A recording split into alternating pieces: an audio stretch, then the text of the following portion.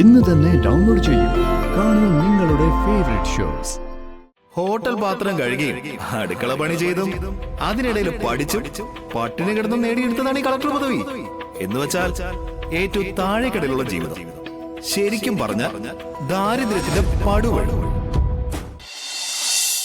എന്തായിരുന്നു മലപ്പുറം കത്തി അമ്പും വില്ലും? നിന്റെ ഓവർ കോൺഫിഡൻസ് കണ്ടപ്പോഴേ എനിക്ക് പരാജയം മണത്തതാ. പിന്നെ നീ വന്ന സ്ഥലം, ദാദാമാരും കൊട്ടേഷൻ രാജാക്കന്മാരും അറിഞ്ഞു വിളയാടിരുന്ന ഇന്നത്തെ മുംബൈ നഗരം. വീണ്ടും ആ നഗരത്തിന്റെ പേര് മാറ്റേണ്ടി വരുവോടാ? എന്താണ് നിനക്ക് പറ്റിയത്? നിന്നെ എനിക്ക് തന്നവൻ പറഞ്ഞത് ഉന്നം തെറ്റാതെ ഷൂട്ട് ചെയ്യാൻ നിന്നെ കഴിഞ്ഞ ആളുള്ളൂന്നാ. എന്നിട്ട് തോക്കിലെ ഉണ്ട വെറുതെ വെടിവെച്ച് കളയാനല്ലാതെ മറ്റെന്ത് ഗുണമാണാ നീ ഇവിടെ ഉണ്ടാക്കിയത്? ഇനി അവൻ കരുതിയിരിക്കില്ലേ? അവന്റെ പിന്നാലെ മരണമുണ്ടെന്നറിഞ്ഞ അവൻ വളരെ കരുതലോടെ പുറത്തിറങ്ങുള്ളൂ. എനിക്ക് ഒരു അവസരം കൊടുത്താ ഞാൻ എന്താണെന്ന് ഞാൻ തെളിയിച്ചു തരാം. കൈവെള്ളയെ കൊണ്ടുവച്ച് തന്നിട്ട് അവന്റെ ശരീരത്തിൽ ഒരു പോറല് പോലും ഏൽപ്പിക്കാൻ നിനക്ക് കഴിഞ്ഞില്ല. ഇനി ഞാൻ എന്തുറപ്പിൽ നിന്നെ വിശ്വസിക്കണം?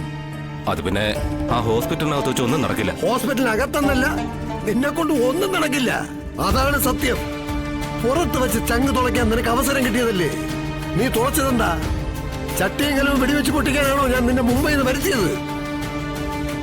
എന്ന് തീർക്കുന്നേ അവനെ, അതെനിക്കിപ്പോ അറിയണം. ഇനി ഇത് നീട്ടിക്കൊണ്ടുപോകാനാവില്ല. പറ, അവന്റെ വെള്ളം പുറപ്പിച്ച ശരീരത്ത് എനിക്ക് എപ്പോ റീത്ത് വയ്ക്കാൻ പറ്റും?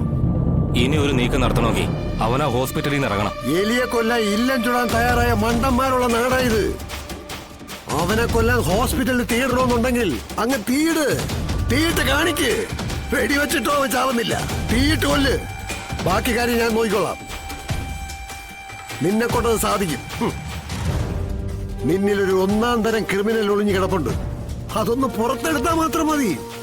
അതിന് നിന്നെ കൊണ്ട് കഴിയും. ശക്തിയുണ്ട്, ബുദ്ധി കൂടെ ഒന്ന് പ്രയോഗിക്ക്. അപ്പോ കാണാം അവൻ ചത്തുമലച്ച് നിന്റെ മുന്നിൽ കിടക്കുന്നത്. ചെന്ന് മുംബൈ നഗരത്തിന്റെ മാനം കാക്ക്. ഇനി നമ്മൾ തമ്മിൽ കാണുന്നത് അവനെ കൊന്നതിന് ശേഷം.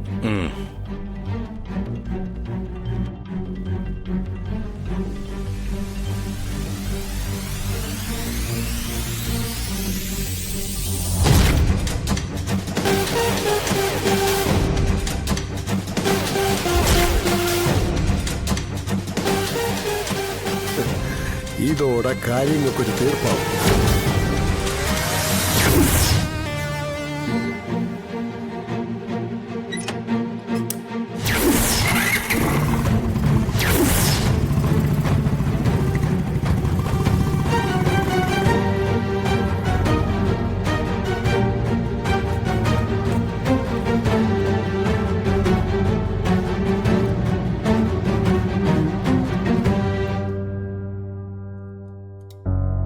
മകന്റെ കാശൊക്കെ വരാറുണ്ടോ? ഓ, എവിടുന്ന്? വല്ലപ്പോഴും എന്തെങ്കിലും അമ്മയ്ക്കൊന്നും പറഞ്ഞയക്കും. ബാക്കിയൊക്കെ അവൻ അവന്റെ പെണ്ണും പിള്ളയ്ക്കും മക്കൾക്കും അയക്കുന്നെ. വല്ലപ്പോഴെങ്കിലും അവൻ അയക്കുന്നുണ്ടല്ലോ, അത് തന്നെ ഭാഗ്യം കരുതിയാ മതി. അതെന്താ അങ്ങനെ പറയുന്നേ? ഇടയ്ക്കിടയ്ക്കെങ്കിലും കിട്ടുന്നുണ്ടല്ലോ. അല്ല, കളക്ടർ കൊച്ചിനെ കുറച്ചു ദിവസമായിട്ട് കണ്ടില്ലല്ലോ. ഇവിടെ ഇല്ലേ? കുറച്ച് തിരക്കിട്ട ഓട്ടത്തിലാ, അതാ കാണാത്തത്.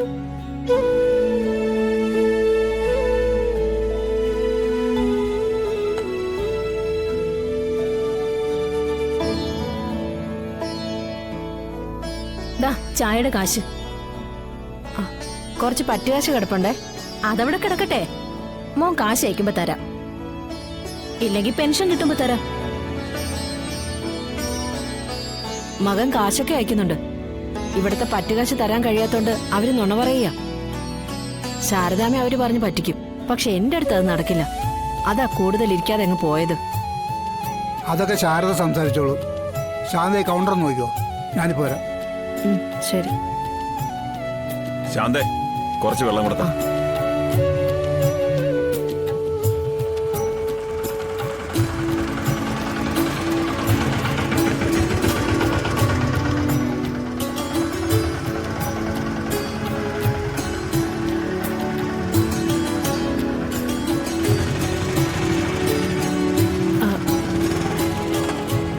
സത്യമോന്നു പറഞ്ഞു. ഇവിടെ നിരിപ്പുണ്ടായിരുന്നു. ഞാൻ വലിയ മൈൻഡൊന്നും കാണിച്ചില്ല. അല്ല ഗോപാലേട്ട, നമ്മുടെ വീട്ടിൽ വരുമ്പോ അങ്ങനെയാണോ ഗോപാലേട്ട കാണിക്കേണ്ടത്? ഞാനോ ഇവിടെ ഇല്ല, അപ്പൊ നിങ്ങൾ അതിന്റെ മര്യാദ കാണിക്കണ്ടേ? എന്ത് മര്യാദ? കുറെ നേരം ഇവിടെ വന്നിരുന്നു, എന്തൊക്കെയോ ആലോചനയിലായിരുന്നു. ആളാകെ ഒന്ന് മാറിയിട്ടുണ്ട്. ആ പിന്നെ കുട്ടികളുടെ കാര്യങ്ങളൊക്കെ തിരക്കി. സത്യയെക്കുറിച്ച് എന്തൊക്കെയോ ചോദിച്ചു. എനിക്ക് ആ സ്ത്രീയെ പണ്ടേ ഇഷ്ടമില്ലാത്തതുകൊണ്ട് ഞാൻ പതിയെ പുറത്തേക്ക് ഇറങ്ങി. എന്നാലും എന്തിനായിരിക്കും അവര് വന്നത്? എന്തെങ്കിലും കാര്യമില്ലാതെ അവരങ്ങനെ വരുന്നതല്ല. എന്തൊക്കെയോ ചിന്തകളും കുഴപ്പങ്ങളും ഒക്കെ അവരുടെ ഉള്ളിലുണ്ട്. ഇവിടെ വന്നുള്ള ഇരിപ്പ് കണ്ടിട്ട് എനിക്ക് അങ്ങനെ തോന്നിയത്.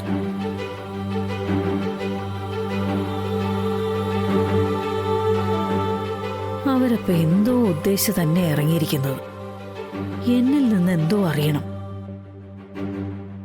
എന്തായിരിക്കും അത്?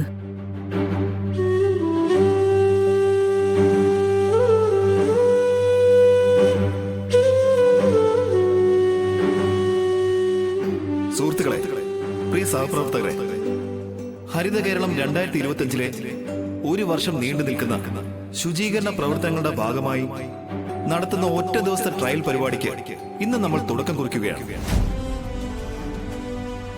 ഈ സന്തോഷ സുദിനം ഉദ്ഘാടനം ചെയ്ത് സംസാരിക്കാനായി നമ്മുടെ വിശിഷ്ടാതിഥി കളക്ടർ ശാലിനി വിഷ്ണുവിനെ ബഹുമാന പുരസ്കാരം ക്ഷണിച്ചിട്ടുണ്ട്.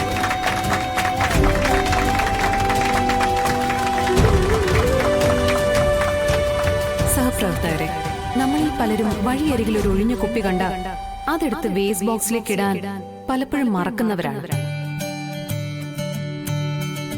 സാഹചര്യം കൊണ്ടോ ജോലി തിരക്ക് കൊണ്ടോ ബോധപൂർവം മറക്കുന്ന ഒരു തെറ്റ് ഭാവിയിൽ നാടിന് വലിയൊരു ആപത്താണെന്ന് ഓർമ്മിപ്പിക്കുന്ന ഈ ഹരിത കേരളം പരിപാടിക്ക് ആദ്യമേ തന്നെ എന്റെ എല്ലാവിധ ഭാവുകങ്ങളും നേരുന്നു.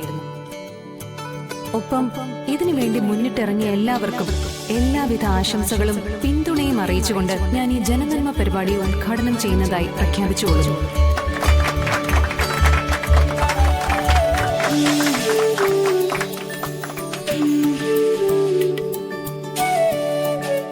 കളക്ടറുടെ പ്രസംഗത്തിൽ നിന്ന് തന്നെ വാക്കുകളുടെ എളിമയിലാളിത്യം നമുക്ക് മനസ്സിലാക്കാവുന്നതാണ്.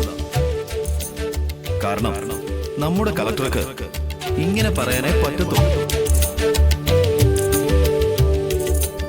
ഇതുപോലെ സാധാരണക്കാരന്റെ ശബ്ദമാകാനേ സാധിക്കൂ. കാരണം കളക്ടർ സാധാരണക്കാരിൽ സാധാരണക്കാരിയാണ്. മണ്ണെണ്ണ വിളക്കിന്റെ വെട്ടത്തിലിരുന്ന് പഠിച്ചു എന്ന് പറയുന്നതിലെ കരി പിടിച്ച മണ്ണെണ്ണ വിളക്ക് കണ്ടു വളർന്നതിന്റെ അനുഭവകതയുള്ളവളാണ്. ഹോട്ടൽ പാത്രം കഴുകി അടുക്കള പണി ചെയ്തും അതിനിടയിൽ പഠിച്ചും പട്ടിണി കിടന്നും നേടിയെടുത്തതാണ് ഈ കളക്ടർ പദവി. എന്ന് വെച്ചാൽ ഏറ്റവും താഴെക്കടയിലുള്ള ജീവിതം. ശരിക്കും പറഞ്ഞാൽ ദാരിദ്ര്യത്തിന്റെ പടുവഴി.